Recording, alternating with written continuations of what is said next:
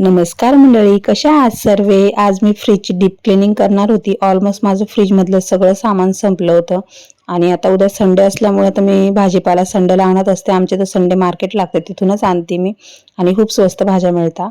आणि मला भूक लागली तर मग मॅगी घेतली बनवायला. मला काम करता करता काय माहिती कधी असं होतं की मला काही खाऊ वाटतं, मग मी मॅगी बनवायला टाकली. तोपर्यंत फ्रीजमधले सगळे भांडे वगैरे घसून घेतले आणि मग मॅगी तयार झाली. मग मस्त मॅगीवर ताव मारला. मॅगी खूप छान झाली होती. मग मला प्रज्ञेशला शाळेत घ्यायला जायचं होतं. चला नेक्स्ट ब्लॉगमध्ये भेटू. बाय.